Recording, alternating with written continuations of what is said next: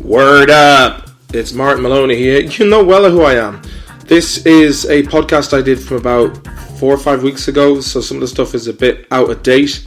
But I was right about some of it, and you'll hear about that later on down the line. Listen, man, listen, these are hard times. But I hope that myself and Alex Rossino here can make you laugh with some good stuff. I'm going to get back into the podcasting because I just had to take a couple of weeks off. There's a lot of stuff going on at the moment. And if you like the Hardy Bucks podcast, then please get onto patreon.com because you know that I'm a real homeboy. Yeah! So without further ado, get stuck into this podcast and enjoy. And there'll be plenty more where that came from. Ladies, August gentlemen, please welcome Alex Rossini to the show. Alex, who are you? And what are you about, man? Yeah, so Martin, my name's Rossino, not Rossini. But I like to say Rossini because it's cozy, you know what I mean? Exactly. No, everyone does it. I've got the wrong vowel at the end. So I'm an author, historian, and also a big fan of Hardy Bucks. So I'm glad to meet you on video at least. Exactly. Okay, well, I guess we'll start by how we know each other. Yeah. I think you just reached out on Facebook. Yeah, I reached out on Facebook. Yeah, and I was like, this lad seems sound. And you're a big shot author over there in the States, I believe. I'd say more I'm small fry author than I'm over here in the States. Yeah, I have. Dean Koontz. No, I'm no Dean Koontz. I wish I was. I would have the coin to be able to help you guys out. Don't you think it's funny though? His name is Koontz. Yeah, it sounds Koontz, like right? Kuntz. Exactly. No, he sounds like Conor McGregor in that interview that you did with him a few years, the prank call. That's one of my favorite things. I listen to that on. I'd say every week I listen to that because he says you gas Kuntz. I like your jacket, Connor. He's like, yes, it's got slick honky embossed on the back of it. Yeah, an alligator albino. Albino alligator piping. Right, yeah. So job altogether. Yeah, it's funny how you cut it. You how you started that whole call. I think that's one of the funniest things I've ever seen you do. How you started that call with him. You saying I got your number. He asked you how you got his number, and he said, yeah, one of the boys. And he says, which boys? And you're like, well, I don't tell tales out of school. So if you go to you talk to Joe.ie, you could hear you asking the guy at Joe.ie, you give me McGregor's number. Do you have McGregor's number? Do you? I did one where I rang up Danny Dyer's agent, looking to get him in this thing, Danny and the Alien, which is like a spoof movie where Danny Dyer basically goes around fighting crime with an alien from a UFO, and he's like, Danny's got some commitments with EastEnders at the moment. And then I rang up Phil Mitchell. I mean, you probably don't even know who these guys are, but they're like, Danny Dyer has an amazing show. It's like he's one of the only people I know he's funny intentionally and funny unwittingly simultaneously. So he's double funny, and he was going around and he had this show called Britain's Deadliest Men, and his preface for the show was drug dealers, bare knuckle boxers, gangsters. You wouldn't want to stay around their place, would you? I'll tell you this. There's going to be tears before bedtime. So most of his encounters are him being hungover as fuck, going to see these really hard dudes. Right. So please check that out, Danny Dyer's Hardest Men. I will. He sounds like Al Murphy. You know Al Murphy? Who's Al Murphy when he's at home? He's he's a British comedian too, and he's very Cockney. Al Murray. Al Murray, that's what it is. Al Murray. Yeah, right. The pub landlord lad. Yeah, exactly. Yeah. Friends with him on Facebook, though. He never replied. Huh, all right. He's got a head like the Enorma Dome. Exactly. Yep, shiny. Yeah. Shiny. Like a coconut that's been sanded down by 19 sanders. You can see it coming in the air tonight, man. Never mind, fucking feel it. Would you be a fan of Phil Collins, Alex? Would you? I am a fan of Phil Collins, actually. He's always been one of my favorite drummers. I kind of lost interest in his career after 1989, but before that, I liked him.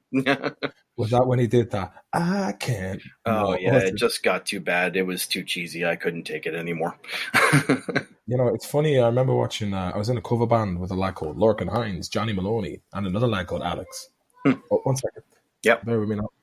What? Yeah. The the daughter, she should be asleep, but she's not. It's like fucking 10:20. Yep. It's not my fault. That's the joys of living in an apartment, Stockholm living. Yeah. But what was I going to say? Fucking Phil Collins. Oh yeah, Johnny Lorcan. I think you were talking about something. Lorcan Hines and the boys, Yeah. Foxford boys, and we were doing a cover. We were going to start a band called Vice City, where we just did like 80s cover songs, and I had to do a vocal cover of Easy Lover. Was it Philip Bailey? Right. Bill Bailey's a comedian. Yeah, right. Phil or Bill? How could you hit that register? Hey, I give it a good go. But I remember watching the music video, and Phil Collins just looked like a 1980s PE teacher. Mm-hmm. Do you know what I mean? He didn't have rock star quality. Yep. He's wearing like a Slazenger tank top. He's gone bald as well. And he's like, it just looks like one of my mates' dad's school. He was like part-time football trainer. Yeah, I have to chuckle. I have to chuckle when Noel Gallagher slags him off. What's he been saying now? Oh, he always just slags off Phil Collins. No, he always. Oh, he does. Yeah, Genesis as well. Yeah, exactly. Funny enough, I was well into the old prog rock myself, but I seem to have never taken to Genesis. I thought they were a bit too Arnold Lane for my liking. Okay. Arnold Lane, but yeah, I'm sure they're good. Like I think Noel Gallagher actually came out and just said, like he said, what was it? Bring him. Was it Phil Collins or Peter Gabriel's head on a plate? It was Phil Collins. Phil Collins. And then afterwards he heard a track. He was like, they're pretty good actually. So kind of went back on that. But I like the way Noel Gallagher. He's a funny bastard. Like, cause he was talking about Tom Chapman from Keane once, and he was saying like he's a posh lightweight. Mm-hmm. Yep, he knows well the crack. He does. Sure, they're all fucking Charlestown boys. Yeah, I was at the Liam Gallagher gig there last week in Stockholm. It was good crack.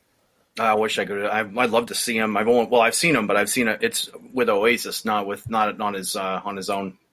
Can you imagine the coin they would get if they went back together? Yeah, I'm glad they aren't, because I think they're both making better music without being together. I mean, I like Liam's stuff. I think it's really good. I'm happy for him because he had a couple of years there where he kind of had BDI, and then after BDI, then he was just thinking, well, maybe I'll do something else. And then the opportunity came up, and fair play to him, he's selling number one. Well, that happened in Mayo. Yeah, so Liam Gallagher, his comeback started in Mayo. Yeah, in finals bar. Right, yeah. He started. He said he brought a guitar in and was playing, and I guess there's some video of it in this As You Were movie that just came out recently. I haven't seen it yet. I haven't seen it yet myself. Actually, must watch it. Considering I know Paul pretty well, he's a good mate of mine. Yeah, and I mean, we had a good few pints there over in Stockholm. It's good crack.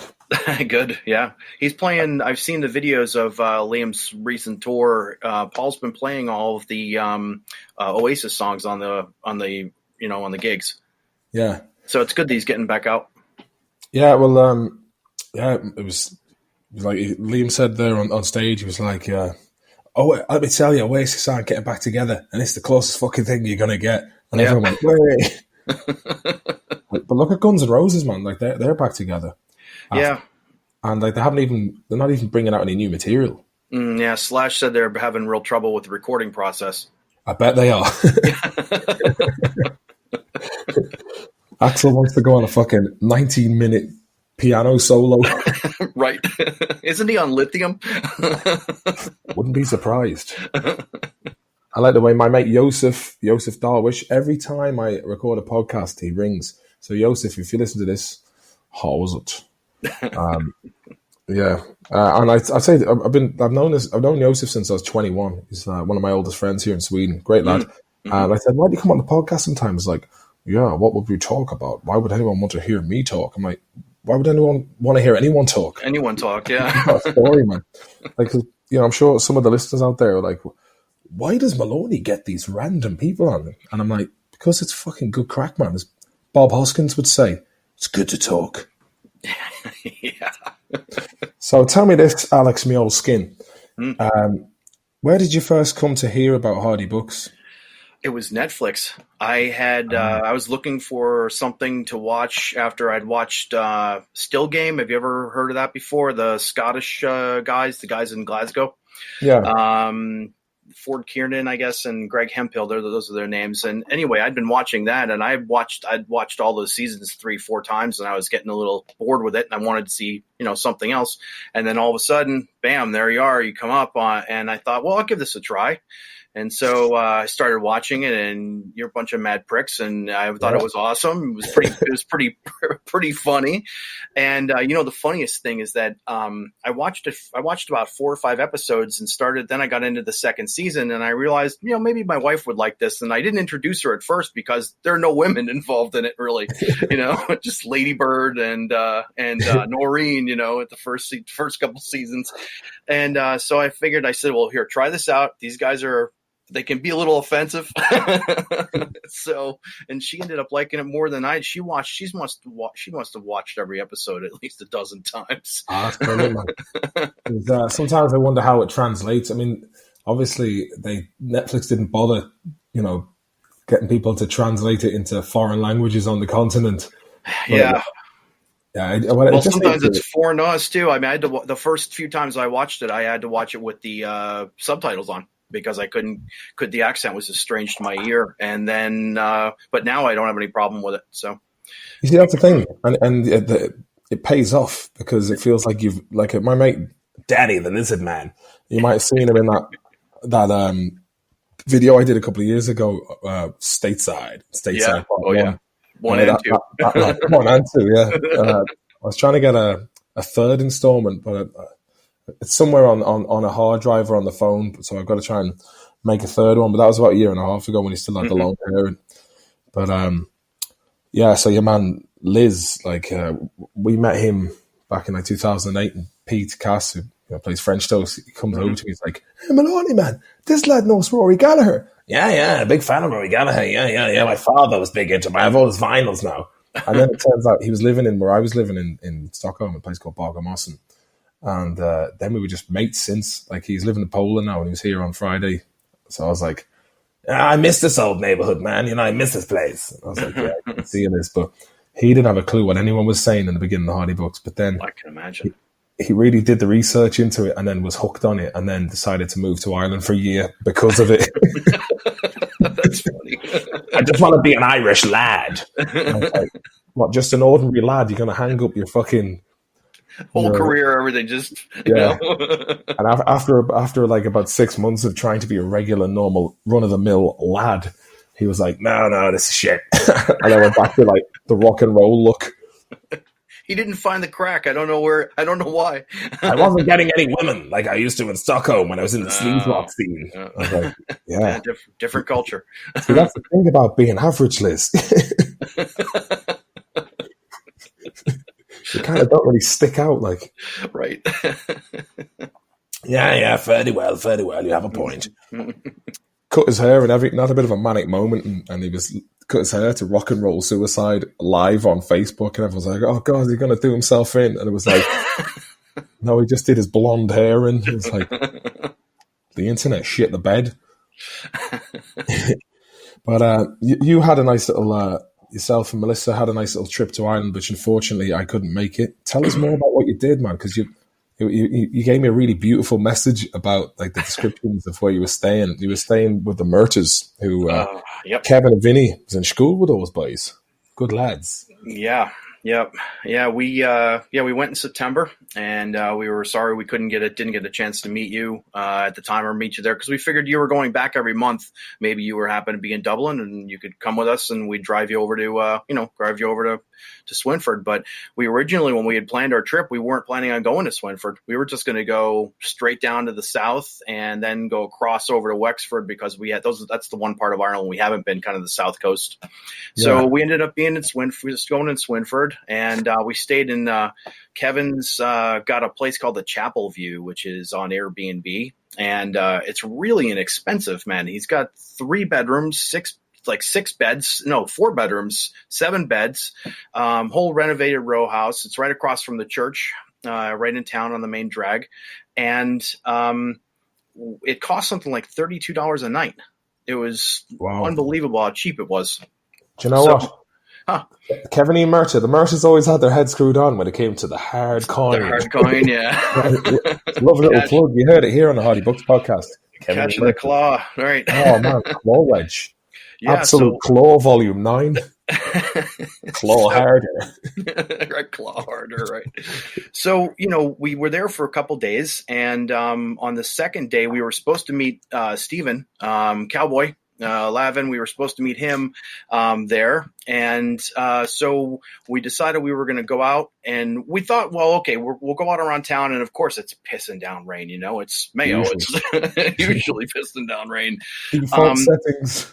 Right. So we wanted to see some of the places, the ball court and the playground where Viper gets his ass paddled, and, the forest up there.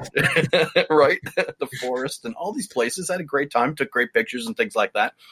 And then the next day we were going around town, and we had all of a sudden we started to have real Hardy Bucks experiences, not just visiting the places where you folks had done your filming. It was the real deal. The real deal. So one of them, we're down by the rail bridge where you film so many of those scenes, and you can't get up there anymore. We were trying to get up there. It's all overgrown, and it's you didn't try hard enough. I know I didn't try. Well, I didn't want to fall down and break my neck. But anyway, so we got out of our car, and I've got my 35 millimeter camera with me, and Melissa's got a little GoPro that we had, and we got out, and there's this man coming toward us, an older man, and he's got a nice sweater on and things, but he's got kind of a shuffle to him, and he's got hair falling out of his nose and things. And he stops us, and he goes, taking a bit of pictures, are you? And I went, yeah, and then he kind of comes in real close, and just starts telling us this story of his life, like how he's got this lawsuit going on, and how a horse kicked him and broke his ankle, and he's got a plate, and how he's going to sue, and all of this stuff. And I'm trying to just to understand him, because, he's shifty eyed, he's looking around, and Melissa didn't understand a word that he was saying. But it was funny because it reminded me of one of your first season episodes where you guys are filming, and all of a sudden some guy drives up behind you, and he pulls down you look at the camera, and then he pulls down the window, and he goes, "Doing a bit of videoing, are you?" It was just the same thing. It was that was for the Storyland episodes. Right. Pat O'Hara, I think his name was, in Charlestown. He's like, "You're doing a bit of videoing, lads." And I was like, I might as well just keep rolling. Yeah. What are you doing? Exactly. You've put that in there, and it ended up being exactly like what happened to us. Tell me this, Alex. Your man who met you, who got kicked by the horse, did he have very dark hair and kind of like a dark complexion? No, salt and pepper, but his complexion was a little darker. But he said his name was Tony. Tony. I think Cowboy called him the Reptile. Oh yeah, I know who that is. So the rest, we met the Reptile, whoever he is. The Reptile. He's the Viper's uncle. Is he really? Nah. Yeah. Oh well. Yeah. You wouldn't know that. So that started out the day, and then as the day ended, it got even stranger. Because we were supposed to meet Cowboy at Mellett's Emporium. And I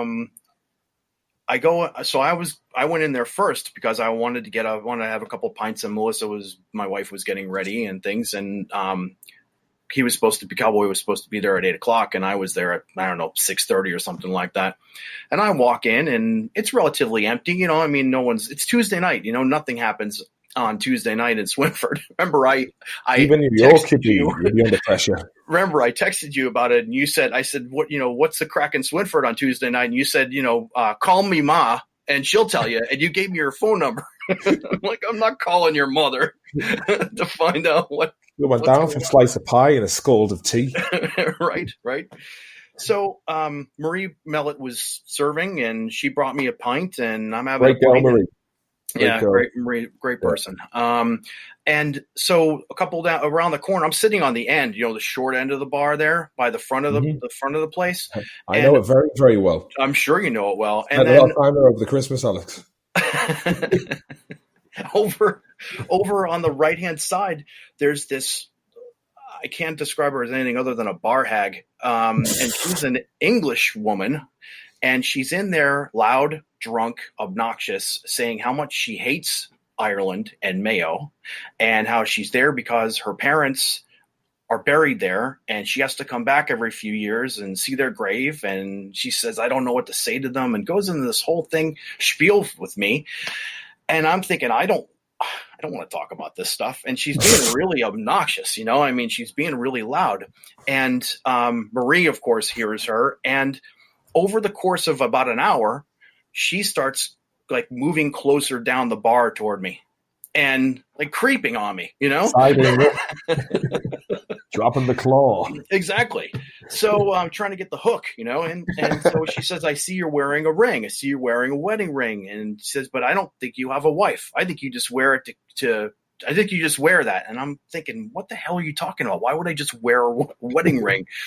And so Marie comes down to my side of the bar, and she stays there for a little while and starts trying to interpose between me and this other person. Yeah. And then she cuts her off. Marie cuts the other woman off when she asks for another pint, because she's been drinking pints with me. I just got there. I'm 3 pints in, and she's keeping up with me. This bar hag. She's got a face like a blind cobbler's thumb, right? You know what I mean? It's pretty awful. So then Melissa comes in, all of a sudden walks in, and I go, there she is, and totally startle her because she doesn't know what's been going on, you know? So Melissa comes up to me and gives me a hug and a kiss. And I said, you see, there's a wife here. And then I went off to the toilet for a slash, and I get back and she's gone. And I said, well, what happened to the bar hag? And Melissa goes, well, she fucked off, because as soon as she saw me, she just disappeared. So then Marie goes, did you see that? Did you see what happened? And I said, well, I didn't really notice what was going on. And she said, well, she's trying to get the ride. She kept on moving closer and closer to you and making her move and telling you that she was staying at the Gateway Hotel and all of these things. So of course that brought back another Hardy Bucks episode where and I'm not sure if this scene ever made it in, because it's on YouTube under Deleted Bucks Castletown Women. Yeah. And you're talking about how in the middle of the week, all the women, good-looking women, have left town, and in the middle of the week, if you're going to get the ride, you're going to find a woman who's got a face like a blind cobbler's thumb, if you get it at all. And here I am on Tuesday night, and a woman with a face like a blind cobbler's thumb is hitting on me.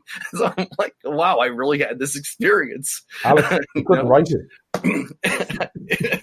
No, you couldn't write it. I'm sure you made that shit up too. So anyway, then Cowboy came, and we spent the rest of the nights drinking with him. We ended up back at the Chapel View, where he proceeded to drink my Irish red ale, which he said he didn't like, but then he goes, this is pretty good, and ends up drinking the whole thing. And we favor someone. Yeah, finished a bottle of Dunphy's Irish whiskey, and that's when we sent you a little video of that night. Actually, yeah. That warmed the cockles. That did.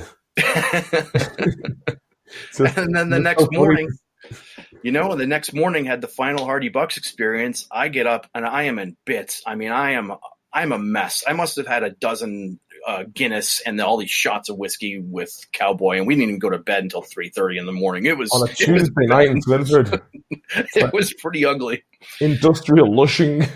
Yeah, exactly. Wednesday morning, here I am. I'm a mess. And so he says, well, Melissa, my wife, has a autoimmune, she has fibromyalgia.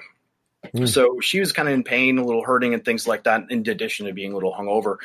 And so he got some CBD, did he? Well, Steven goes, well, I've got a friend named Vinny, and he can help you out with this. So I'm thinking, okay, well, he talks about this energy healing and these weird blankets he brings from Germany and things like that have crystals woven into them and stuff. So Vinny comes over, and he's in the front hallway, and I'm the front parlor of the house, and I go in the back. And all of a sudden I hear this like gong noise and this whoa, this humming and stuff like that.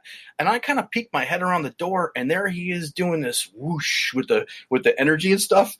And I'm looking at it and I'm laughing, and I'm thinking, this is just like the episode where you guys are trying to get French toast back on the drink.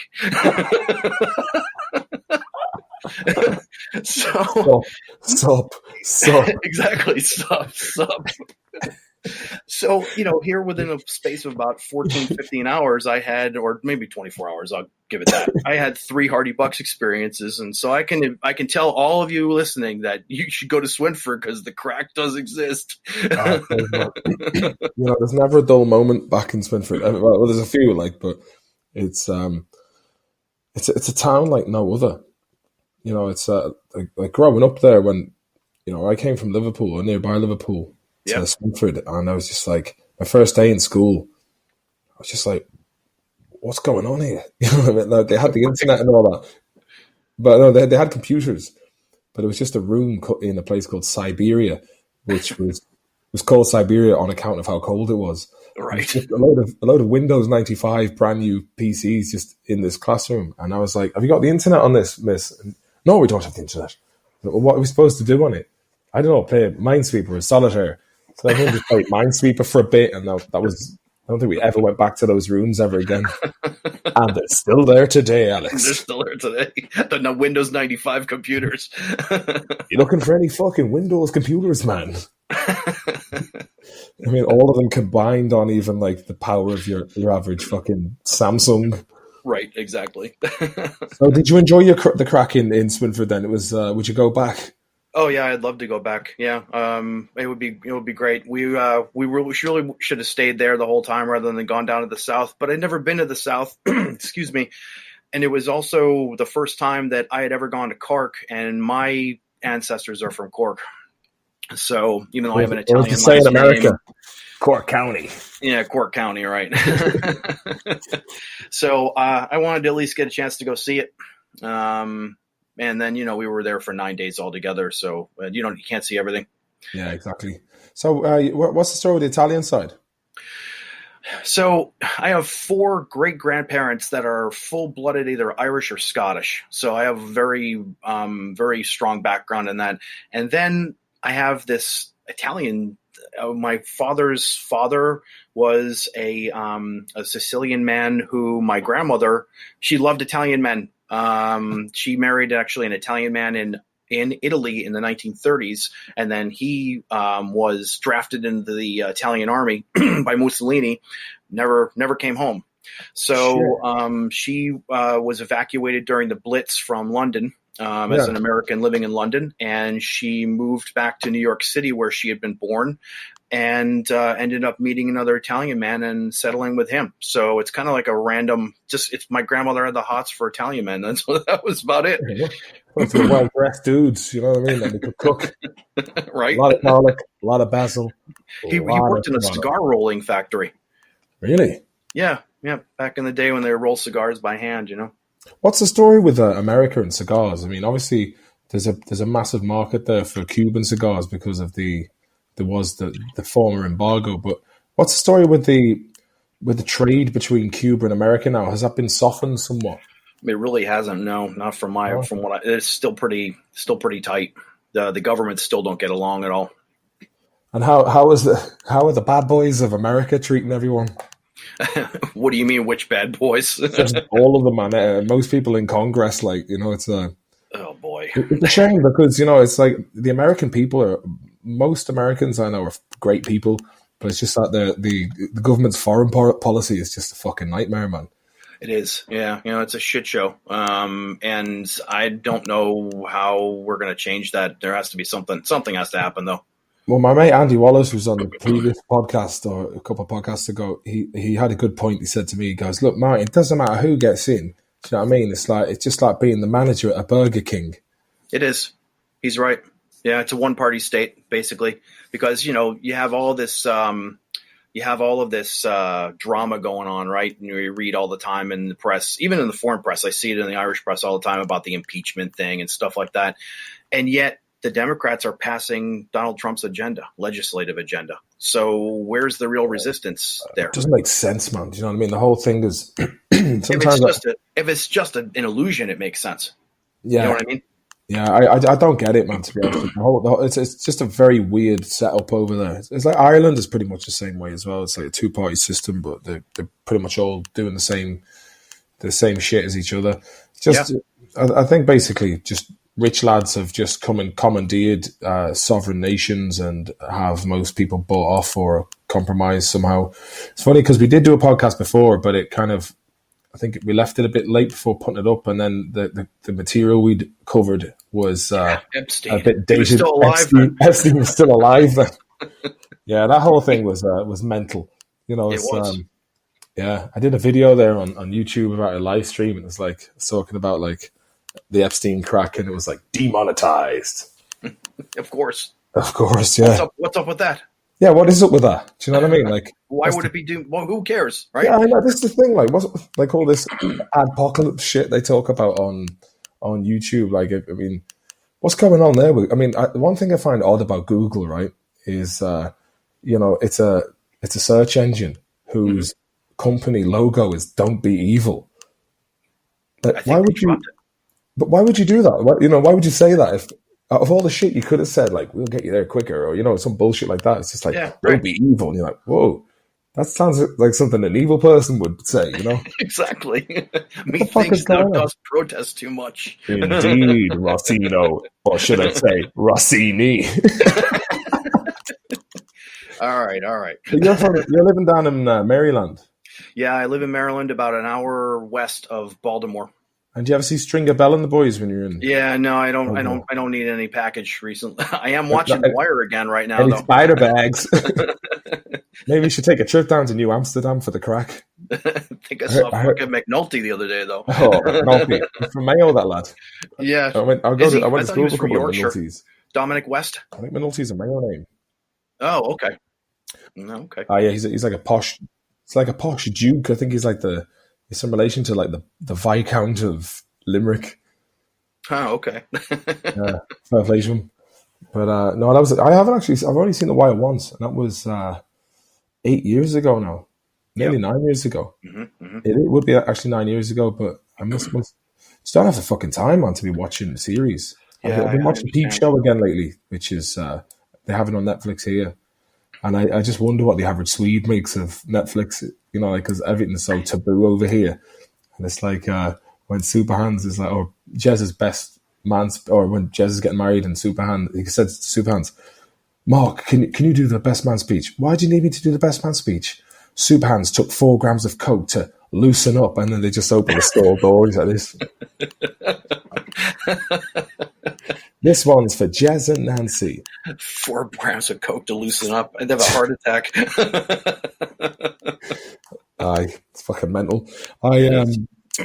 I was watching a video today. There's a guy I follow on YouTube called Luke Radowski of We Are Change. You know, if you ever watch him. No. Constantly peddling merchandise, and he always manages to get his little plug in the beginning and the end of the video for, like, you know, donate and all this kind of stuff. And obviously he's working because he's getting the coin. He's making videos every day, and he's slick at the old content. But he was telling me fucking your man Jordan Peterson had been addicted to benzos. And they had like the adverse effect that they were designed to have, and in order for him to try and kick, even though it was fucking giving them the adverse effect, the only way to try and get him off it was to up the dosage. Oh Jesus! Really? Great logic. Yeah. Okay. All right. Apparently, the only place he could go to actually successfully wean himself off safely was in Russia.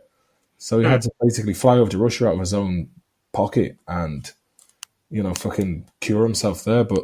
If someone was high profile like that, I mean, like, what's going on with the medical system over there? It's like I never understood. It's like if you work, your job can cover your healthcare, but if you don't work, I don't get it. It's like if you're like self-employed or something, you've got to pay like $500 a month for health insurance. At least, yeah. Fucking crazy, man. It is. Well, I mean, you know, the legislation that was passed in order to create the healthcare system that we have was basically written by the insurance companies. So the money men again. Again, right. And here, you know, you have a president, Barack Obama, who says that you know, people look at him and they think, well, why? I wish we could have him still in the White House as opposed to Trump. And I'm like, well, he just screwed you with your healthcare. I mean, what are you talking about? Right, what happened with Obama and healthcare? Well, he passed the what's called the ACA, which is the legislation. Obamacare created Obamacare, and it basically made it so that we were all forced to pay into this system, even if we're working. You're forced to pay into the system. But the benefits really went to the healthcare companies, and the insurance companies. Fucking hell, man. So, because they're basically being subsidized by the U.S. taxpayer. And so, it was like sleight of hand, one hand gives and the other hand takes away. First it giveth. Yeah. It's like over here in Sweden, like you go in, if you need to see a doctor, you pay like the equivalent of like $12, or $20. But like if you've broken your ankle and need to get it fixed, you go there, max you're spending like $100. Yeah, sure. It's a high rate of tax here, but you see where it goes. Yeah, I'm sure. They probably piss it away on a lot of daft things and whatnot and schemes, but like for most part, you can't really begrudge. You're like, fair enough. It's going to, if you compare that to like if you don't have health insurance and you break your ankle and you've got a bill for $50,000, I can't understand why does it cost that much? What's the doctor going to do for that kind of money? Yeah, I don't know. One of the crazy things is I'm not sure about scaling. Things that work in smaller countries like Sweden, and I use the term smaller in comparison to the United States. Things that work in a small country, they don't necessarily work or scale to a country the size of the United States. We're 360 million people. That's another thing as well. Yeah, basically, would America work if it was to divide the states into smaller governments? But then it's not sure. It's not going to happen militarily, though. You know what I mean? It'd be like, or like the strength of America is the fact that they do have the biggest arsenal of weapons in the world, and they outspend Russia by what, like 20 times? I think the United States outspends the entire combined next 10 countries by something like 10 times. Fucking hell! Such a waste of money. It is. The latest, the defense budget actually just came out today. I do analysis of government documents for my day job. I'm a novelist and historian and a kind of, hobbyist kind of thing. Yeah. But the new budget calls for $707 billion in defense spending just this next year. Fucking hell, man. Like, what they do, it's not really defense, though, is it? You know what I mean? It's like there you go. There's don't be evil, right? Yeah, exactly. Yeah, that's the way I've learned to look at things. Is that whatever you hear or whatever they say, expect the opposite. Yeah, I think that goes for a lot of things. Like if you look at an interesting thing, if you ever watched the Century of the Self with Adam Curtis, you see how back in the 20s and 30s, can't remember when it was exactly, the cigarette companies approached Edward Bernays, who was the godfather of PR, Sidney Freud's nephew. So back then, women didn't smoke. It was like a kind of a taboo subject for women to smoke. And the cigarette companies or cigarette lobbies came to Bernays and said, look, we'd really love to get women smoking for obvious reasons. Yeah. You double your customer base. Right. But they were like, no, how can we do this? And Bernays studied how people operate en masse, like how basically crowds of people are just like a big fucking dumb animal. And he said that, okay, I'll figure out how to do this. So on Labor Day, they orchestrated a movement for women to walk down smoking these cigarettes and called them liberty torches. So you had all these women who, see, it's always a diversion. There's always something behind it. Like you say, a sleight of hand. Yeah. So it's like you had all these women then who were like smoking for liberty, but really they were just being conned for making people obscene amounts of money. And I think people aren't aware of it, man, because they don't really. Your average person is skilled in their own field and their own interests, but they're too busy too. Look at what's in your life, Martin. I mean, you care for your children and you want to have friends and date. I mean, or make a living. You don't have time to try and keep track of what all the assholes in the world are doing. Exactly, it's the way it is, man. It's I mean, I think that's basically the name of the game, is just keep people busy. And I don't want to dwell on all this kind of thing, because a couple of months ago I was like really into all this, and now I've done a bit of a George Carlin on it, and I was like, whatever happens, I'm just going to be a spectator from now on. It's like, less stress. There is. It's just like I've kind of just emotionally removed myself from all of like everything political and cultural, I'm just like, fuck it, man. I'm just gonna keep paddling my own canoe and just enjoy the ride. Right. Well, tell us about your work then. I mean, are you what are you looking for? Some kind of gigs, or are you out playing at all? Or I've just needed to. There's been a lot of kind of shit in my own life, which I just needed to take a bit of time off from everything, because I found like I was just thinking I was taking too much on, to be honest with you, and I just thought I needed a bit of a chill out time. But now February, I'm going to start, get gigs booked in. I'd love to do like a tour of the States, and there's talk about a film coming up for me in America. So I'll keep that under wraps, see what the story is. But did an audition for a film there last week, which I felt very daft doing, because these fucking self-tapes, man, you're like filming yourself. I remember having to do a self-tape once for Into the Badlands, and great show. I don't even know it. Oh, there you go. But I had to pretend to be strangled by someone. I was like, well, I guess I should use my own hand as a prop. Right. Yeah. That would be funny. It's fucking ridiculous. It's just like, when you grow up in Swinford, like when I was in Vikings there and I had to get ripped or pretend to be getting ripped apart between two trees, one side of me was saying like, oh man, if the lads from Swinford could see this, or my uncle Martin Lavin, who's like the same uncle who, when I was 16, I got all excited about the Phantom Menace coming out. He's like, fucking Star Wars, bunch of fucking assholes and fucking Spain talking shite. Should be out fucking working, queuing up all day to see that fucking shite. Fucking dickheads out in fucking space. And when he told me that, I was like, yeah, he does have a point. Yeah, well, that sounds like Uncle Mick. I know, fucking space and stuff. Saying that now, it's got a picture of Mike Denver on it. Mike Denver, right? AP Denver.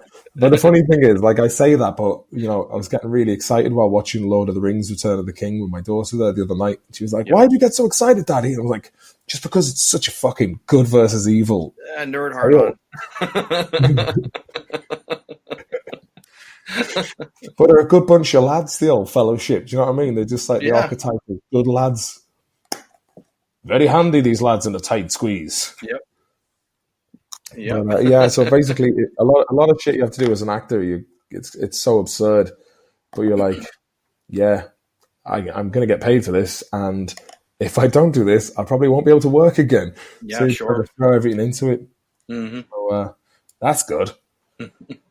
But work-wise, I'm very, very strongly leaning towards just getting another series written of Hardy books, and then just to put it, just for the fans, man, because there's so many fans who just want to see that, and I'm like, it's only right. Yeah. You know what I mean? It's like, it'd be nice to get all the lads back together again. I mean, I'm sure that there's certain lads who are fucking flying it on their own, and you're like, you can do it if you want, but it would be the same without you. Yep.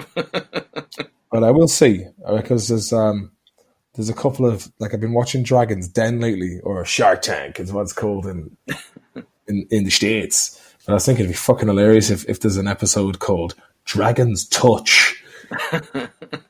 But without giving too much away, where like they have to go and pitch their idea to some big shots.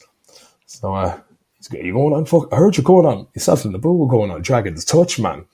So I've had enough time to kind of sit back and fill my subconscious with comedy, and I feel like fuck it, man. I'm gonna sit down, and when things iron out a bit on the kind of the general everyday front, I just need to go up to where there's a library up the road which I go to and get shit done, and it will get done if I go up there. But it's basically, it's like, oh, the fucking dishes need to be done, and you'll kind of make excuses. But now, I've had my break. I just needed a break, man. It's been quite an intense year, 2019. I think a lot of people had a bad year, 2019. Yeah, it was a hard year in a lot of ways. Yep. Lost some loved ones, and a lot of ups and downs emotionally, and that's life, man. It's up or down, and if it was a flat line, you'd be fucking dead. Yeah, it's a box of chocolates. It is, man. You never know which one your old lady's going to get from the chocolatiers.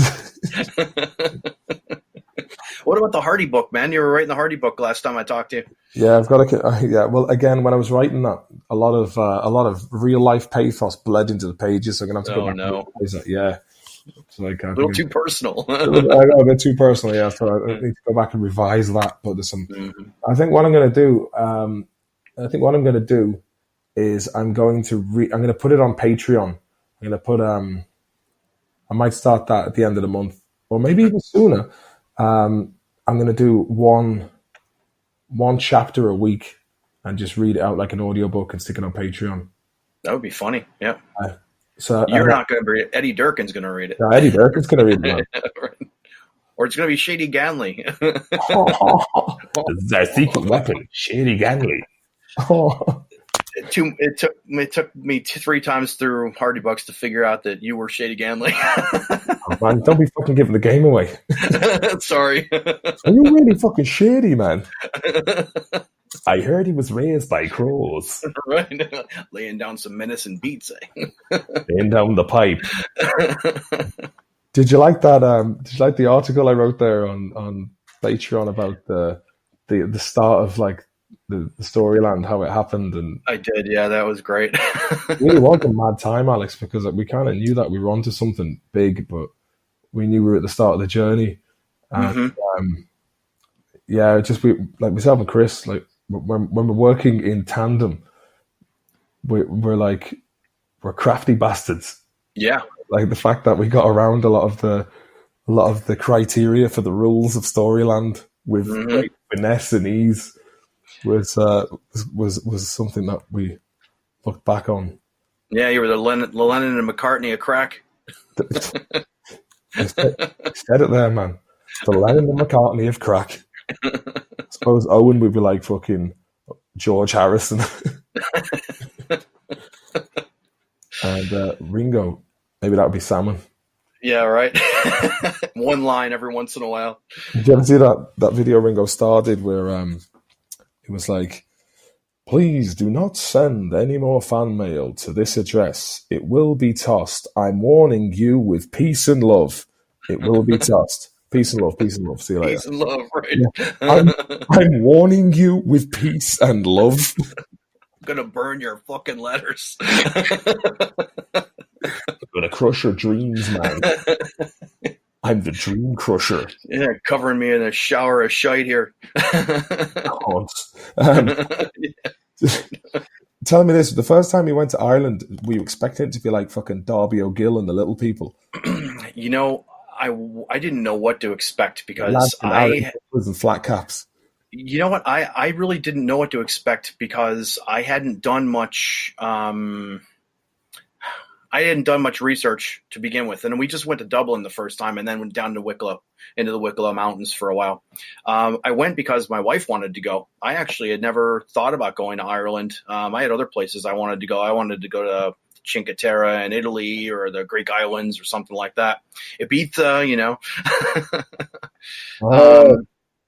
But when we first got there, you know, the thing that there are three things struck me about Dublin when my first visit. One was how many damn coffee shops there are. I mean, how much coffee does one, you know, how can you survive with all the coffee shops? Starbucks everywhere now, man. Yeah, those two. But those and the what are the other ones called? Casco? No. Yeah, exactly. Yeah. The other thing was how many different languages I heard. I heard down in the city center, all I heard was Spanish, Portuguese, Italian, and French. I didn't hear I guess there were a bunch of students in town to learn English, you know? Yeah, I think around like Clare Hall and Donamead out there, a friend of mine said like their parents used to take on Spanish and French exchange students. So there's a lot of students out to North Dublin, and you'll always see them on the bus just being really loud and rowdy. Yep. Apparently, someone was saying that John Connors, the actor from Love Hate, was giving out to them all telling them to shut up. And they were like, okay. Well, yeah, that's still the thing is Irish folks mostly are pretty quiet. So, you know, you get drowned out in your own city. Yeah, I think it's all the fluoride in the water. It's killed the fighting spirit of the Irishman. Right. That and that and the fact we've been saddled with God knows how many billions of just debt that no one knew existed. Yeah, that and the whole pedophile priest thing. So Yeah, that's a tragedy. Yeah, I mean, like it's the kind of those Christian brother schools, man. I mean, like obviously you can't tar them all with the same brush, but there was a lot of bad nonsense just running amok, and yeah, it's kind of like when you hear like an institution like that basically took over with an iron fist, and like I mean, people just fucking turned. I mean, it was so omnipotent that people basically just didn't want to create a fuss, and I think that that mentality still exists in Ireland today. It's like, but it's just that instead of the Vatican, maybe it's I don't know, maybe it's other kind of institutions, but it just seems to be like, it's like you hear back in the day about abuses going on. People are like, oh, don't bring up that priest. Don't you'll be bringing trouble on. Oh fuck. It's kind of like, I mean, I think that it's easy said than done to go, oh, you should say something, but like if you witness an assault in a small town in Ireland, for example, and it was an unlawful and it was an unprovoked attack or something, but people knew them, it's a bit like the Field, the John B. Keane play, like because it's such a small place, a lot of people wouldn't be prepared to make a statement. Even here in near where I live, there was an incident, like a shooting that happened very nearby, and there was a couple of people who were basically there and made witnesses in this, and a lot of the witnesses have had their premises smashed up and threatened and whatnot. So it's kind of like, even though it's in Stockholm, it's still a kind of small village within the city. So yeah, sure, that's the nature of it, like of small town life. I mean, I think if you're in a city, you can kind of get away with it, unless you're like you're in New York and you're being called to trial and you've witnessed like a mob hit or something. It's like, oh shit. And you got some guy coming up to you outside going, here, you're not going to fucking speak on Friday, right? I was like, no. About what? I haven't seen anything. Speak about what? Fuck, am I in a court case? Mum's the word. Yeah, but when I travel, I try and make a rule, except for this one time that I was in Ireland, I try and make a rule of going places that tourists don't go. I want to experience the way that people experience life there, even if I have to just keep my mouth shut and sit there and be a fly on the wall and listen. And that was one of the things that we loved about going to Swinford, is that we had a little bit of orientation already, because we'd seen the town in so many of these episodes that you folks had done. And so when we got there, it was it felt familiar. And then once when we would hang out at Mellett's, and Marie was so accommodating and Steven so friendly, and the Kevin and Vinny are so good. It was just like coming home. It was really a cool, comfortable place. I've never felt that way with any place like that before. Yeah, I always feel I definitely always feel like a strong sense of melancholy when I have to leave Swinford. I can imagine. Yeah, it's home at the end of the day, and it's like the nice thing about it is, all these people in town, and they're like an extended family.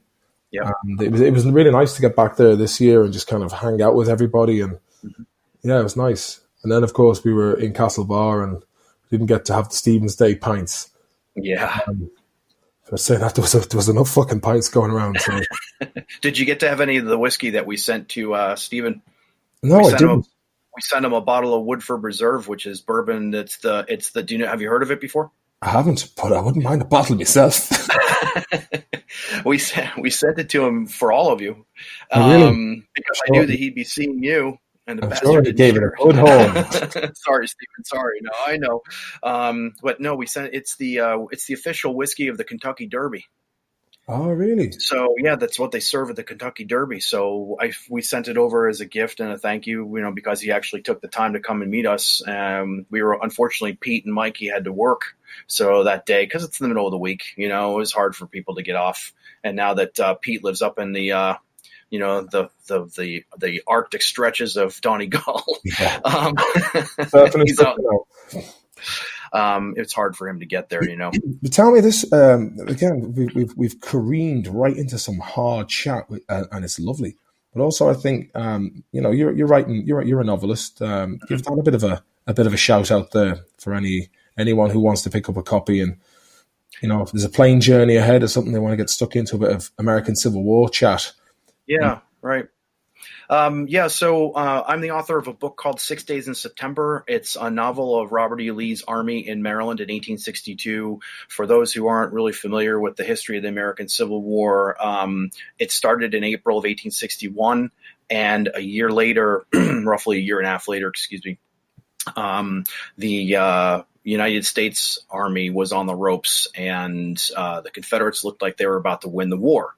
So they took their army over the Potomac River, which is the barrier between, or the border between, Virginia and Maryland, up into Maryland in the hope of inciting rebellion in the state. And then if that had happened, it would have caused the federal government to have to leave Washington, D.C., and it would have basically won the war.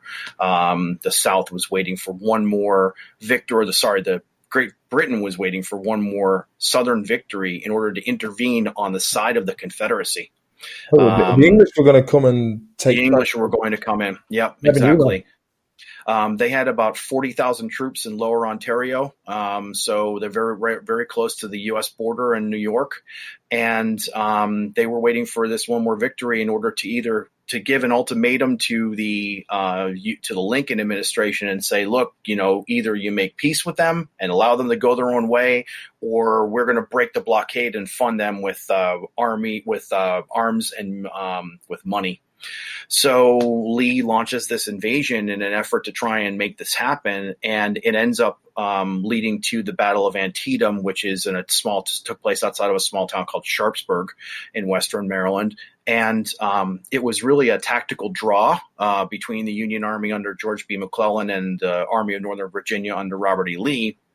But Lee was forced to retreat, and Maryland never rose up in rebellion. And 5 days after the battle happened, Lincoln issued the preliminary Emancipation Proclamation saying that as of January 1st, 1863, any person held in bondage, enslaved in the states in rebellion against the national government would now be free. So it ends up making the abolition of slavery a military issue or an objective of the war, whereas it wasn't before that. So it's a really pivotal campaign. It's probably the closest that the southern states came to really forming their own government. And my novel really shows it only from the perspective of some guys in the ranks. So some, the foot soldiers, and Lee himself, to try and explain to people who are interested in history but don't want to read history, because a lot of people are, put off by really thick books with a lot of footnotes.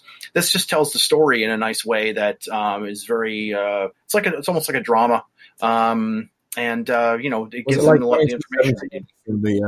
Was it like a Civil War literary version, 1917? Yeah, something like that. Could it be turned into a film? Exactly. Well, I would hope that, I've had a number of people come back to me and tell me after reading it, they thought that it would make a great movie. But I haven't had any, I'm just working on I've finished the next one. The next one tells the story from, the Union perspective. I separated the two sides because there's some people who want to read about the Southerners. Some people don't want to read about the Southerners. We lived in a polarized society. So I figured, write two books. Yeah, it's a good idea. But the thing is, I think it's, it's always good to see something from both sides. It's you'll gain insights to it as well. It means there's three sides to every story, right? Right. But when you hear the band the night they drove Old Dixie down, were they referring to that incident where Stoneman's cavalry came and tore up the tracks again in the winter of '65? We were hungry, barely alive. Yep. It's that the time at Richmond had fell. Yeah, so they kind of jumble a bunch of different things there together. The Stoneman, he was active from what I understand, he was active in the western part of, western then, for a smaller country, but it wasn't in the Maryland area or in Virginia. It was in Tennessee or somewhere around there. What was the story with, was it Anderson, or the open prison that they had the Union soldiers kept in? Right, so Andersonville, that's what it's known as, right? It was basically just a wooden stockade that had a stream flowing through it, and one end of the stream was swampy. And by the end of the war, what happened is, in order to bleed the Confederacy of its soldiers, up until that time, whenever you were captured in battle, you were exchanged with another soldier from the other side, and you were brought back to your side with a parole paper that said you wouldn't take up arms again to fight. Of course, many of them did. Thousands of them did. Yeah. So what U.S. Grant, the general who's now leading the military effort for the North in 1864 and 1865, he says, well, we have a hell of a lot more men than the South does. Ulysses S. Grant, yep. Yeah. So that's why I'm sorry I said U.S., but yeah, Ulysses S. Grant. He was the commander in chief. Sorry, not the command. He was the commander of all armies. Lincoln, of course, remained the commander in chief. But he says, well, we have a hell of a lot more men than the South, and so this exchange system will just stop, and that way, every time we capture a rebel soldier, we'll just put them in prison here in the North, and they won't have any manpower, and it'll bleed them of manpower. And that's eventually what ended up happening. The thing is that Northern soldiers got captured too by the South, and they weren't exchanged either, and the South didn't have the resources to take care of them. So they put them in this stockade. It's basically just open ground where they would have to dig holes in the ground to live, and they had no rations, or very few rations they could give them.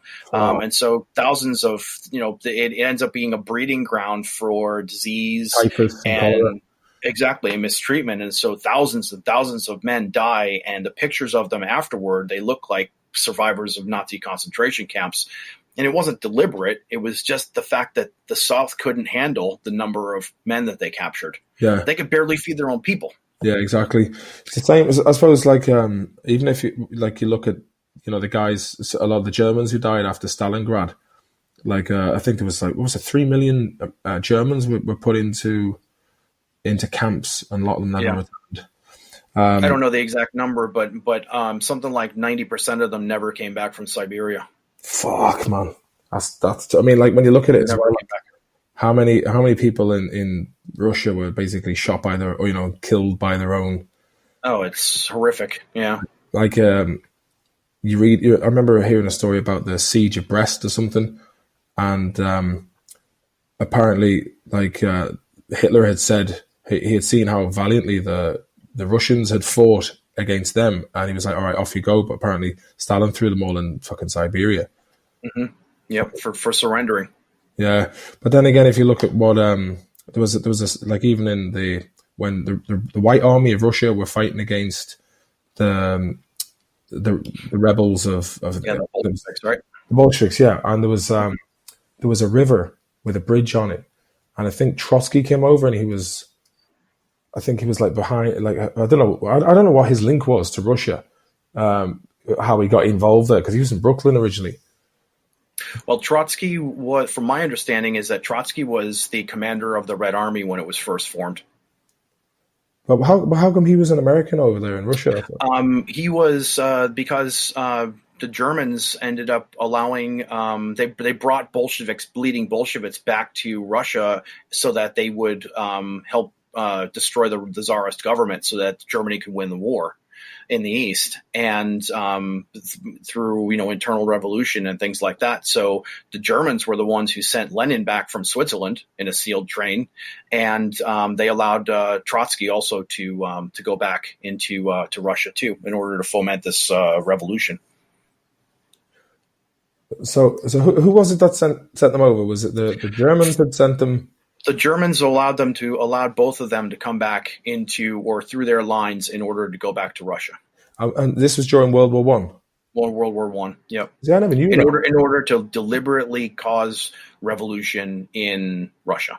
Right, because I was watching a documentary there. I think it was like, I can't remember. I mean, I only seen the first one. It was something like called Fault Lines or something. It was basically talking. It started off the assassination of Duke Ferdinand and the wife. Mm-hmm. And then it was talking about like a strategic battle of a bridge between the White Army and the Russian army. but apparently the Russians or the Bolsheviks had put, like, they'd taken kind of like penal battalions and just anybody and armed them and sent them basically into certain death ahead of them and put like machine guns behind their own lines. So it would stop people from running back over the bridge. And they managed to take the bridge. And that was like a pivotal turning point in the war in Russia itself. So basically, Russia was going on. Russia already had a war going on with Germany. With Germany, and that was a fucking sneaky move of Germany, wasn't it? Yeah, well, I mean, most of Lenin was financed by American bankers. How does that not surprise me? Yeah, I mean, like, in fairness, they're pretty good at doing that. Like, I mean. Oh yeah, exactly. Again, watch what we do, not what we say. Exactly. Like, if you look at Iran at the moment, like, I mean, they're fucking itching to go in there. I mean, what do you think about the crack with Salmini? That was. I thought it was a mistake. Yeah, I mean, like, it's quite interesting to see how Iran responded, because they're in a bit of it's a tough situation, because it was a real piss take of a move just to take out the second commander, the cheeky little drone shot like that. But at the same time, you're kind of like, well, it's kind of like if you're in a playground and someone slaps you in the face like a bully. You're like, right, and they're like, everyone's looking at you going, ooh, like, what are you gonna do? Yeah, what are you gonna do? And that you're fucked either way. You know what I mean? Right. So yeah, they struck they struck the barracks, but you're kind of thinking, did they give the heads up before they struck the barracks? Well, that's an interesting story, because originally the story has gone from, this is the official story from the U.S. government. The story was that no damage except for structural damage, but no one was hurt. To 40 men were hurt. To 60 men were hurt. And now the latest news I just saw a couple days ago said that 100 people are being treated with traumatic brain injuries from the attack. So people were hurt, and the number keeps changing. Yeah, it's a bit odd, isn't it? And from that news to the coronavirus news, because that's boy. Like, some people I talk to are like, they're saying, all right, look, the flu kills. According to the World Health Organization, the flu kills like 250,000 every year, which is understandable, because if you get the flu and it leads to pneumonia. Yeah. Like, I've seen videos from out of China. It's just like, whoa, they're sealing people into their own apartments, and you hear like thousands of people screaming from apartment blocks. Yeah, I've seen that video. It's eerie. Scary, man. Yeah, it's eerie. It's like something from a fucking horror movie or like a sci-fi It is, movie. Especially with the deserted streets and everything. Yeah. It's crazy. And then you hear, the other thing is, you don't know what to think about. Well, I'm sorry. Go ahead. Didn't mean to step on you. There's another video where, like, you can see they're like wrestling a guy into the back of an ambulance. He's trying to fight and they're headlocking him. And then there's another one where you can just hear like fucking machine gun fire in the background. I haven't seen that. It's hard to know what's real, isn't it? I mean, it's China. Yeah. It's a totalitarian state, right? And I don't know whether it's, whether what they're saying is accurate or not. I mean, I have heard conflicting stories. One is that the virus they call the Wu flu, because it was in Wuhan, I guess, right, where it started, that it was a bioweapon that I heard that as well, escaped from the bioweapons facility there. I mean, it's kind of unusual that the bioweapons facility is in the same city where it starts. So it's a bit unusual. A little unusual there. And then the other thing I've been hearing is, so the official death toll is something like 813 people. Well, there are people who are escaping or coming out that's saying that 50,000 people have died already, and that there have been bulldozers bulldozing bodies into mass graves because so many people are dead. Shit, that's fucking crazy. Because I've seen footage of doctors freaking out and one nurse just like screaming, and everyone else is kind of sitting there eating their lunch. Like, I've seen some of the footage coming. Like, you see people just like lying dead on the streets, and you're like, you're kind of thinking, like, okay, if it does hit Europe, which please God it doesn't, then hopefully it gets contained in China. And with as minimum human loss as possible. But you're kind of thinking, I read something interesting even before this whole coronavirus thing came out about how the Swedish healthcare system was basically came about because of the Spanish flu. Oh, A okay. town called Östersund, which was kind of like a waypoint for travel, and it was the Swedish military were going in and out of there. And an interesting story was apparently the mayor of that town was seeing the poorest of the city being left to lie on like concrete floors, and they had no help. So this guy basically got money from Stockholm and I think financed it himself and set up infirmaries and got people back together. And that's basically what led the groundwork for the Swedish healthcare model. But like the Spanish flu, I mean, that killed. I mean, first of all, you had World War One, which was a massive toll on Europe, and then you had the Spanish flu, which I think globally killed 50 million people, something like that. Yeah, it killed my great grandmother. It did, actually. Yeah. Yep. Because I hear about my mother would tell me about relatives of theirs, like in the 40s and the 50s, who a lot of them were dying of TB. And you'd hear right. Kate died of TB, and it was like a real, and these are all manageable now. But back in the day, if you had these kind of things, like you're done for, because I don't. Yeah. And I suppose they didn't have the right healthcare or the facilities to treat these kind of things. So I mean, the thing that would kind of scare me about if it did get to pandemic levels, even in Europe, is that the hospitals would be overwhelmed. And it would turn into pneumonia, and people would basically end up with pneumonia and not enough facilities, and that's what would probably cause people to drop off. But it's supposed to be a comedy podcast. I don't know how we got to that. Yeah, so you're getting a little serious there, Martin. Light and shade, Alex. Fucking hell, man. I just got all this bit off. But I just want to say tits. Yeah, but I've eased off on all that. But like from a practical point of view, I'm a bit like, hopefully it's overblown, but when you see those videos in China, you're like, ooh, something's fucking dodgy there. Like, yep, dodgy is in right. Wuhan. Yeah. Yep. Dodgy boys. What are you hearing about? What are you hearing from your tell me this. Britain about Brexit? I mean, how's post-Brexit Britain doing? You have friends there, I'm sure. You hear about it all the time. No one's. I mean, you see some stuff on a couple of WhatsApp groups, but like, I don't think anyone's really talking about it. It's a whole lot of nothing.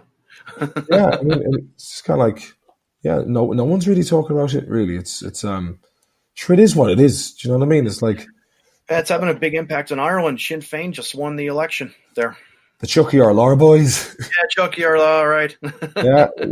You know what? It's but I don't think Brexit really had anything to do with them winning. I just think people were completely fucking sick and tired of the nepotism and fucking just imbeciles fucking running the country, man, and doing the will of like the banks and the financial elite. It's just people were just like, no, like in fairness, to vote in one party that would basically got us into recession and another one that kind of kept us in there and just feeding people austerity. It's just kind of like, people are just like, fuck it, we'll go with the shinners and hope for the best, Yeah, sure.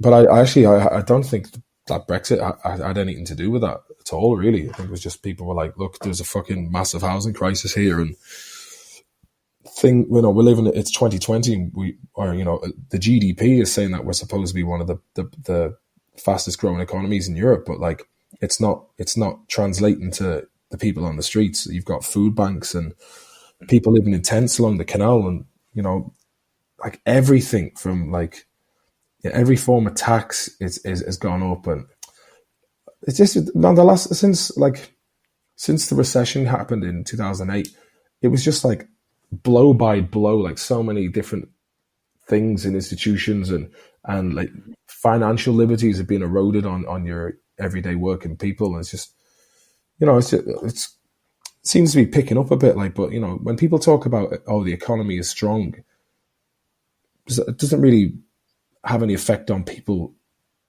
on the streets. And I think that's what people are primarily concerned with, that our healthcare system is over encumbered and it just needs a bit of a restructuring, to be honest with you. It's like, you look at Norway, for example, they're fucking flying it, man. They're rich in natural resources, and they do things effectively, and they nationalised the oil there. Whereas in Ireland, you had a guy, Ray Burke, who just fucking sold off the Corrib gas lines in I think it was the 80s. And you're like, well, how can one man just take a fucking brown envelope and then just completely fuck over an entire nation? Right. You know? Yeah. Well, Norway's got the benefit too of not being in the Eurozone.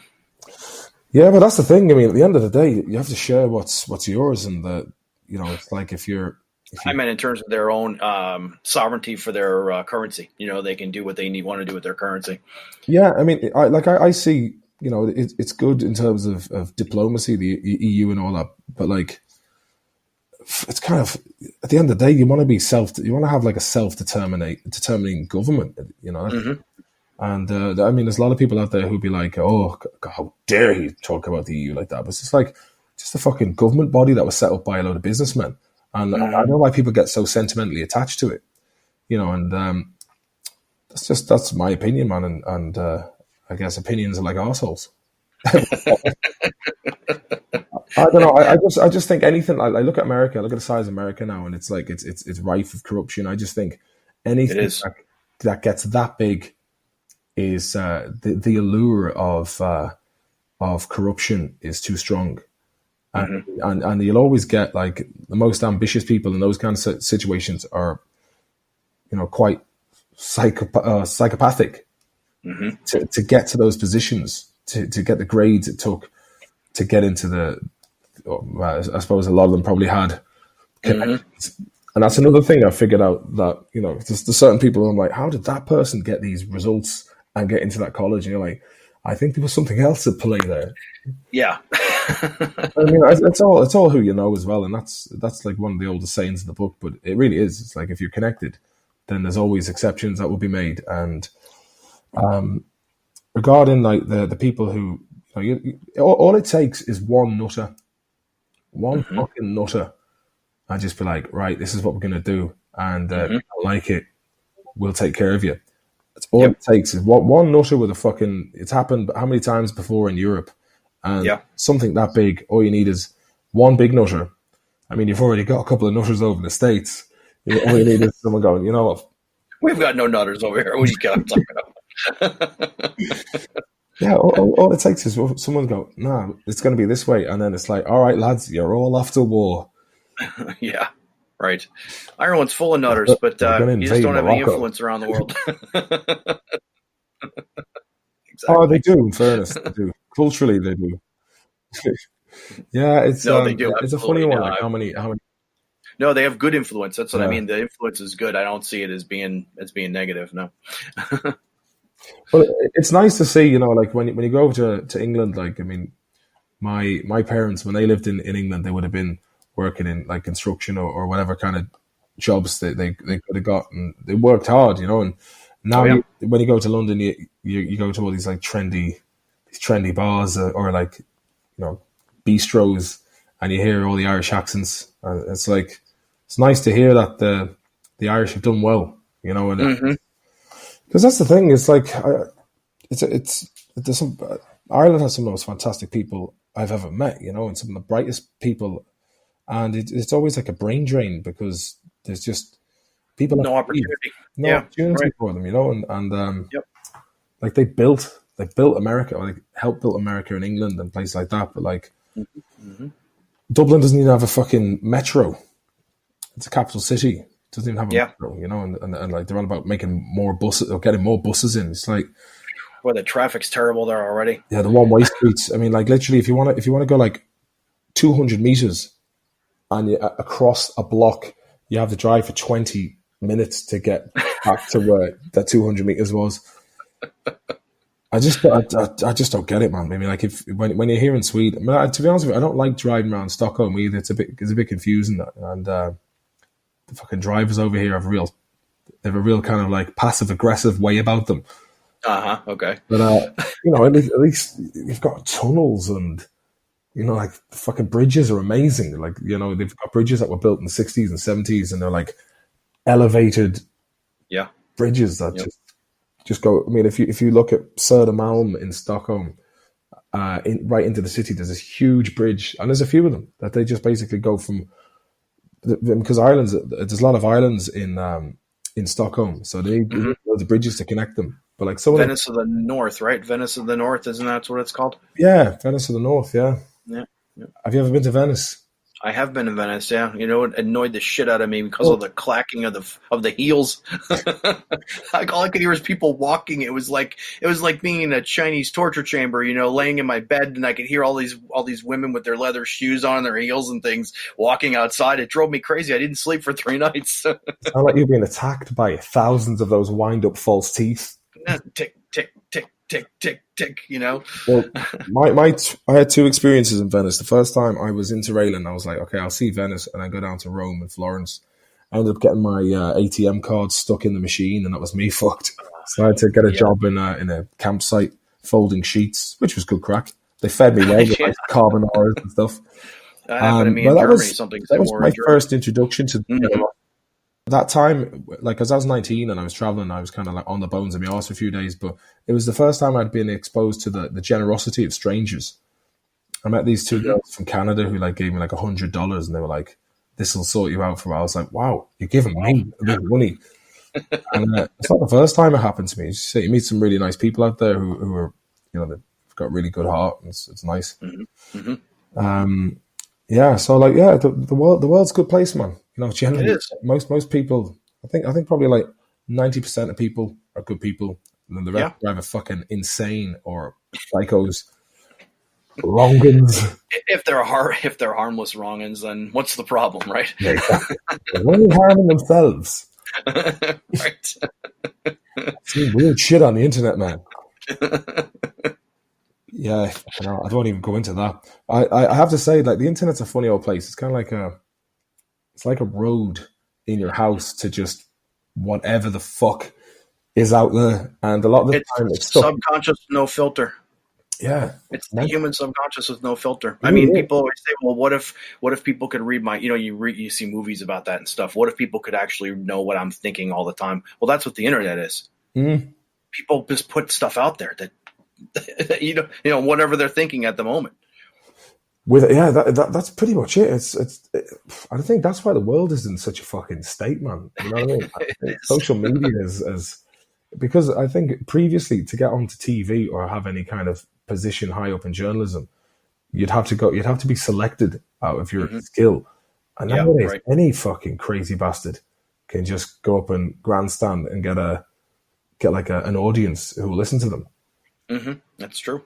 And then when it comes to a fucking guy who makes crude comedy for a living, to tell you that, you're like, okay.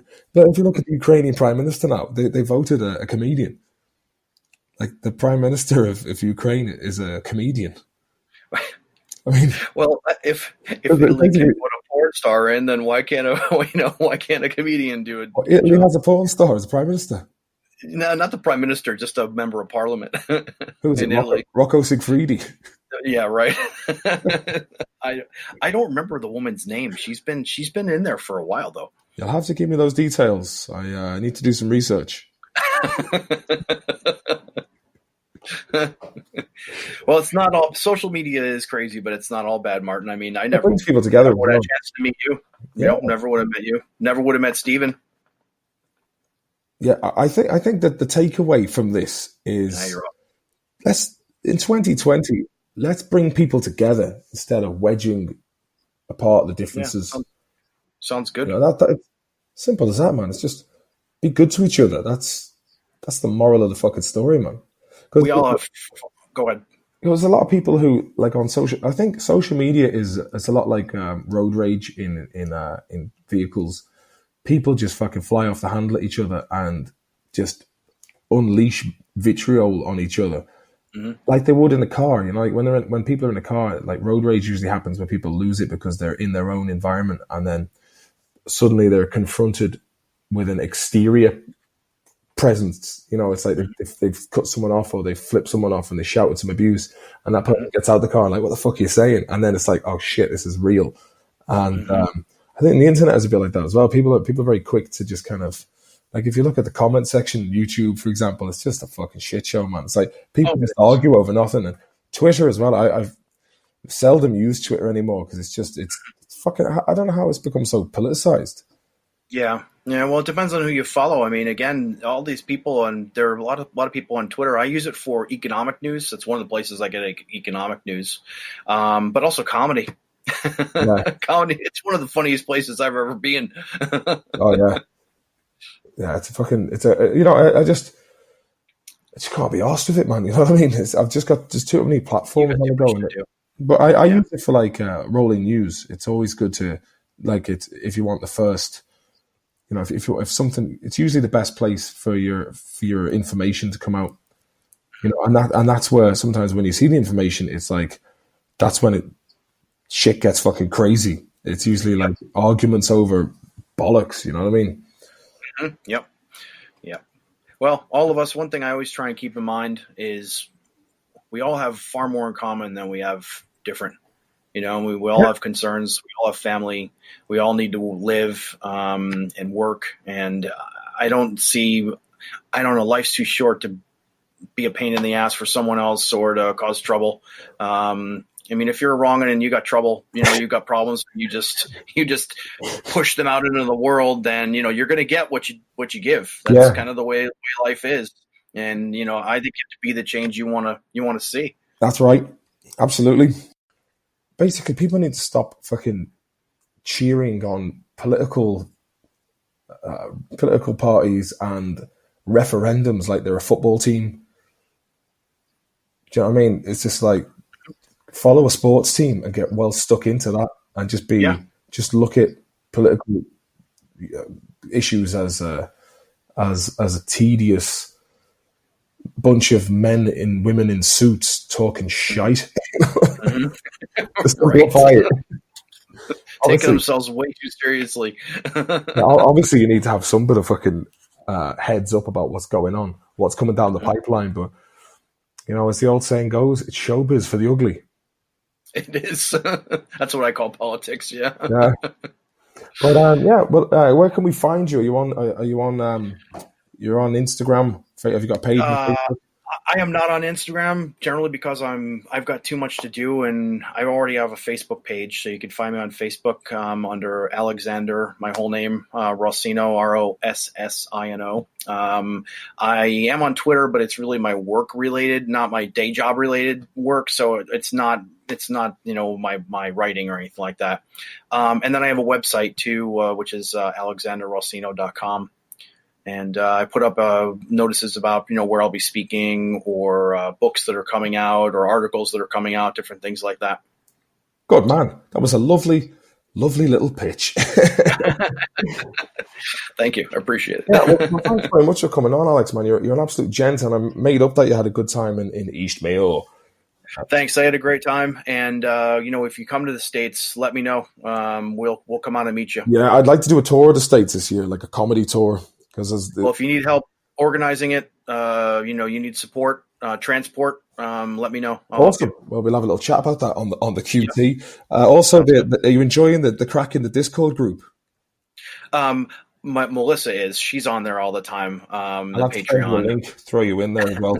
Yeah, I have the login here, but I haven't. Again, Martin, I'm so busy too. I have a hard time getting. I think, to be quite honest with you, I think that's where a lot of my time is going, is to fucking different platforms, and so many people are, and I'm too polite to just, I try and get onto everyone, but I kind of feel like it's fucking sapping too much of my time. I was like, I'll go onto the phone, I'll be like, oh, I've got to check this calendar, and I was like, oh, you got a notification now? Okay, what's this? And all right, yeah. Oh, buy these boots on fucking Instagram. I'm like, what am I doing? I was like, what was I supposed to be doing? It's just like, right. I need to get like a calendar, just stick to a fucking paper and pen, and just stay away from computers and phones, man, because it's like you just get stuck into an Instagram hole or something. You're just looking at shite for hours. And you're like, what am I doing? It's like Pete says, right? It says the phones are a curse, man. Oh, yeah. Cybernetic shite pipe of lost phones. Alan Shearer, football bloopers. He's got that funny video of him trying to talk to, right? Funny video of him trying to talk to Cowboy. Did you enjoy the Super Bowl? I don't watch football, American football. Nope. Sorry, shite crack there. Yeah, I mean, I watched the Super Bowl later on at a lock-in in Stockholm in an Irish bar. I won't give out any details in case the bad boys are listening.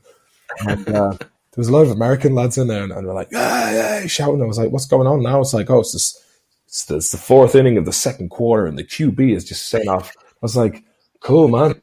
Like, I mean, at least when you're watching a game of football, it's simple. It's like, right, there's two nets at the end of each field, or at the end of each side of the field, and you've got to get this ball in there, and it's one goal. Yep. You know what I mean? It's just like, it's simple. And you can't use your hands. Unless that's Gaelic football, which is another ball game, quite literally. Yeah. And I like Gaelic football. It's interesting. Gaelic football, it's a fantastic game. And it's funny, like, after, I remember I was watching, I'll say this before we go, I was watching Mayo against Dublin a couple of years ago here in Stockholm. There's two Scottish guys who'd never seen GA before. And, like, the sportsmanship on the field was just, it was like aerial acrobatics at time, and the fitness and the stamina. And these guys, it's an amateur sport as well. You know, they're not even getting salary for it. No pads. No pads, no, none of that stuff. You know, they're getting injured. They're playing extra time, and they're putting because it's a county thing. They're doing it for the pride of their county. And then like after the game was finished, Mayo lost. I was a bit fucking obviously devastated, and then Arsenal versus Newcastle came out. It was just like a fucking, you know, Saturday, just the two teams playing. I was looking at these people getting paid millions, and it's just like the pace was shite, man. But the two Scottish guys came up to me like, "You know what? I've never seen that being played before, but man, I have to say it was one of the most fantastic games of sport I've ever seen. I mean, it was pure end-to-end stuff." And I was like, "Right, you're converted now, and you're Mayo fans." Wear the red and green. Green and red and Mayo, soft and craggy bogland. But Alex, it's been an absolute pleasure, mate, and it's been a lovely little chat. We've covered a lot of bases there, and say hello to the good lady wife, and may the bar hag leave you alone. Thank you. May your raven be free from her sultry claw. I didn't even get her name, thank God. She fucked off back to London. All right, Martin, it was great talking to you. Thank you so much for having me. I appreciate it. Talk to you soon.